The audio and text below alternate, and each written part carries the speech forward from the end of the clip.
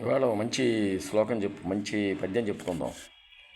విద్య నిగూఢగుప్తముకు విత్తము రూపము పురుషాళికిన్ విద్య యస్య సుభోగకరి విద్య గురుండు విదేశబంధుడను విద్య విశిష్టదైవతము విద్యకు సాటి ధనంబు లేదెలన్ విద్య నృపాల పూజితము విద్య నిరుంగనివాడు మచ్చుడే.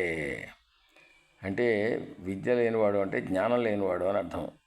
జ్ఞానం అంటే ఏది సత్యము ఏది అసత్యము, ఏది ధర్మము ఏది అధర్మము, ఏది న్యాయము ఏది అన్యాయము, ఇది తెలియాలి. ఇది తెలిస్తేనే మనకు జ్ఞానం. అంటే నేనేమిటి, ఈ ప్రపంచంలోకి ఎందుకు వచ్చాను, నా కర్తవ్యం ఏమిటి, నన్ను సృష్టించిన దేవుడికి నేను ఏమి సేవ చేయగలను, ఏమి ఇవ్వగలను, ఈ మనిషి జన్మ ఇచ్చినందుకు నేను కృతజ్ఞత ఎలా తెలుపుకోగలుగుతాను అని మన పెద్దలు ఏం చెప్పారు, మన సనాతన ధర్మం ఏం చెబుతోంది, ఇవన్నీ మనం తెలుసుకోవాల్సిన అవసరం మనకు ఉంటుంది. ఎందుకంటే మళ్ళీ మనం మన సక్సెసర్స్కి వాళ్ళకి మనం కొద్దిగా గొప్ప ఈ సంస్కారాన్ని కానీ ఈ దీన్ని మనం అందించాల్సిన బాధ్యత మన అందరి మీద కూడా ఉంటుంది.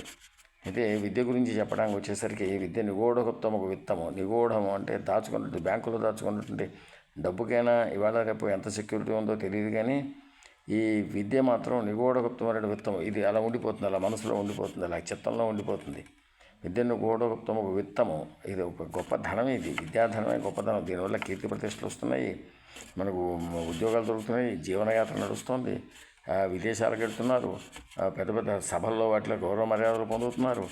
మరి ఇవన్నీ కూడా దీనివల్ల జ్ఞానం సంపాదిస్తున్నారు. మరి మంచిదిగా సుఖపడుతున్నారు, భోగభాగ్యాలు కూడా అనుభవిస్తున్నారు. ఎన్నో విదేశాలకు తిరిగి వస్తున్నారు, ఎన్నో రకాలు ఇక్కడ సుఖపడుతున్నారు, రాజకీయ నాయకులు అవుతున్నారు, మంచి విద్యావేత్తలు అవుతున్నారు. ఇది మంచిదే కదా. ఇది విద్య గురించి ప్రాశిస్తాం అటువంటిది. ఇప్పుడు మనకు మెకాలే విద్య వచ్చింది, ఇంగ్లీష్ ఎడ్యుకేషన్ చేస్తున్నాము. ఇప్పుడు ఈ కాలంలో ఇది ఇంపార్టెంటు. ఆ కాలంలో ఎవరో లేరా అంటే, మరి ఇంగ్లీష్ వాడు పరిపాలన చేయకముందు, మరి వేరే వాడు పరిపాలన చేయకముందు కూడా మనం ఉందిగా, మన భారతదేశం ఉందిగా. మరి భారతదేశం అంత గొప్పగా రాజుల పరిపాలనా కాలంలో కానీ, మరి చక్రవర్తుల కాలంలో కానీ రకరకాల చక్రవర్తుల పేర్లన్నీ చెబితే చాలా పెద్ద లిస్ట్ అవుతుంది. కాబట్టి అందరు చక్రవర్తులు కూడా మనం పరిపాలించిన వాళ్ళు, మరి వాళ్ళందరి కాలంలో విద్యని ఏ రకంగా నలంద విశ్వవిద్యాలయం కానీ, తక్షశిల కానీ, మరి రవీంద్రనాథుడు వారి శాంతినికేతన్ కానీ, మరి ఎంత గొప్ప విద్యాలయాలు అవన్నీ కూడా. అప్పుడు ఈ బిఏలు, ఎంఏలు, ఈ బీటెక్లు, ఎంటెక్లు, ఈ ఎంబీబీఎస్లు, ఈ డాక్టరేట్లు, ఈ రకమైనటువంటి విద్యలు అప్పుడు లేవు. అప్పుడు బీఎస్సీలు, బీకాంలు లేవు. అప్పుడుండే విద్యాభ్యాసం అప్పుడు ఉంది. ఆ విద్యాభ్యాసం అంటే ఏంటంటే జ్ఞానాన్ని ఇచ్చేది విద్యాభ్యాసం, ప్రపంచానికి ఉపయోగపడేది, సమాజానికి ఉపయోగపడేది విద్యాభ్యాసం. ఇక్కడ విద్యాభ్యాసం యొక్క గొప్పతనం ఈ పద్యంలో చెప్పబడింది. ఓం తత్సత్.